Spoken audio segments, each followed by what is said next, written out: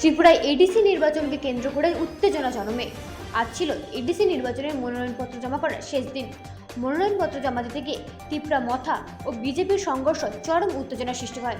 Bureau report, রাগিনী news network.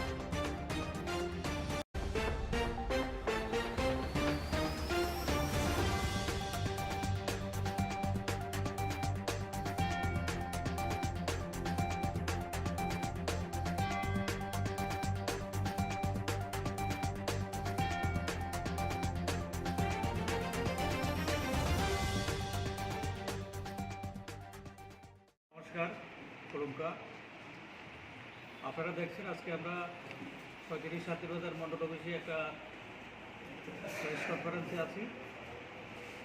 তো আমাদের এখানে উপস্থিত আছেন আমাদের শান্তিনিকেতনের জনপ্রিয় বিধায়ক শ্রীযুক্ত প্রমোদ জিয়াদ মহোদয়, আছেন আমাদের সার্ভিস বিচ্ছন্ন কলসি কেন্দ্রের ভারতীয় জনতা পার্টির প্রার্থী শ্রীযুক্ত সঞ্জীব জিয়াদ মহোদয়, আছেন আমাদের এই মণ্ডলের মাননীয় মণ্ডল সভাপতি দেবাশিস ভৌমিক মহোদয়, আছেন আমাদের এখানে পঞ্চায়েত সমিতির চেয়ারপারসন কৃষ্ণা রিয়া মহোদয়া এবং আমাদের এই কনস্টিটিউয়েন্সির ইলেকশন পরিচালনা কনভেনার চাতক মহোদয় ও ইনচার্জ করুণা রিয়া মহোদয়, আছেন মণ্ডলের সাধারণ সম্পাদক দেবাশিস সেন মহোদয় সহ বিভিন্ন কার্যকর্তা। তো অত্যন্ত দুঃখের বিষয়, আজকে আমরা একটা বিষয় দেখলাম, আজকে আমাদের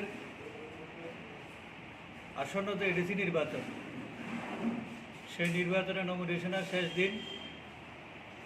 আমরা আমাদের মণ্ডল প্রেসিডেন্ট সহ এসডিএমের সঙ্গে তার রিটার্নিং অফিসারের সঙ্গে কথা হয়েছিল যে এখানে ত্রিপুরা মথা পার্টি সকাল 11টার মধ্যে তারা তাদের নমিনেশন কাজ সম্পন্ন করবে। কিন্তু দেখা গেল তারা এত সময় নিয়েছে এবং আমাদেরকে যে সময় দেওয়া ছিল নির্ধারিত সময়, সেই সময় প্রায় 12:30 নাগাদ আমরা আমাদের র্যালি নিয়ে আমাদের প্রার্থীকে নিয়ে আমরা যখন নমিনেশন সাবমিট করার জন্য আমাদের এসডিএম অফিসের দিকে রওনা দিলাম, হঠাৎ করে দেখলাম এখানে TR04C 1508 নম্বরের একটা বোলারো ম্যাক্সি ট্রাক গাড়ি, যার মধ্যে ত্রিপুরা মাতার ফ্ল্যাগ বাঁধা এবং ত্রিপুরা মাতার কিছু সমর্থক ছিল, তারা এগিয়ে আসছিল। মিছিলের সামনে যখন আসে তখন এখানে আমাদের পুলিশ আধিকারিক যারা ছিলেন, এসডিপিও স্যার, ওসি সাহেব এবং অন্যান্য আধিকারিকগণ, তারা যখন এটাকে থামার জন্য নির্দেশ দিল, তারা কী করলো, সেই প্রশাসনিক আরক্ষা দপ্তরের কর্মীদের ধাক্কা মেরে মিছিলের মাঝখান দিয়ে গাড়িটা নিয়ে তারা এত জোরে ছুটছিল যে ইন্টারন্যাশনালি মনে হচ্ছিল যে এখানে আমাদের কিছু কার্যকর্তাকে সেখানে মানে মেরে ফেলা। প্রথমত সেখানে যে জায়গার মধ্যে তারা গাড়িটা নিয়ে প্রবেশ করলো মিছিলে, সেখানে আমাদের মাননীয় বিধায়ক শ্রীযুক্ত প্রমোদ জিয়াদ ছিলেন সামনে, সেখানে আমাদের মণ্ডল সভাপতি দেবাশিস ভৌমিক ছিলেন এবং আমাদের প্রার্থী ছিল, আমি নিজে ছিলাম। কিন্তু দেখা গেছে ভাগ্যক্রমে আমরা একটা বাইক এসে সামনে পড়ায় কোনোভাবে আমরা সেখানে প্রাণে বাঁচি, এবং তারপরেও আমাদের প্রায় 3 থেকে 4 জন কার্যকর্তা মারাত্মকভাবে জখম হয়। তারা এখনও হাসপাতালে, জেলা হাসপাতালে অ্যাডমিট আছে। আমরা এই সাংবাদিক সম্মেলন শেষ করার পরে আমরা সেখানে যাব, এবং আমরা মনে করছি এটা একটা পূর্ব পরিকল্পিত প্ল্যান। তারা যখন বুঝতে পারছে যে তারা জনবিচ্ছিন্ন হয়ে গেছে এবং তারা আগামী দিনে এডিসি নির্বাচনে পরাজয় ঘটবে, তার জন্য তারা এই সমস্ত কিছু করছে এবং চাইছে যাতে করে এখানে একটা উচ্ছৃঙ্খল পরিবেশ তৈরি করে এখানে একটা সন্ত্রাসের বাতাবরণ তৈরি করা যায়। তো এইরকম একটা ন্যাক্কার জনগণনার জন্য আমরা ভারতীয় জনতা পার্টি 36 শান্তিবাজার মণ্ডলের পক্ষ থেকে তীব্রভাবে নিন্দা জানাচ্ছি, ঘৃণা জানাচ্ছি, ধিক্কার জানাচ্ছি।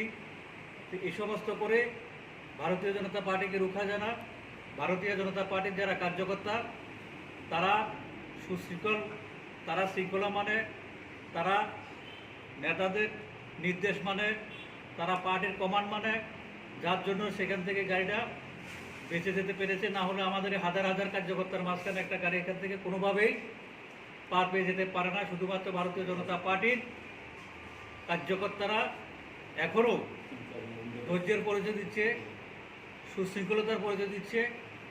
তার মানে এই নয় যে ভারতীয় জনতা পার্টি, ভিডিও এবং কাপুরের ভারতীয় জনতা পার্টি তার প্রতিরোধ করতে জানে না।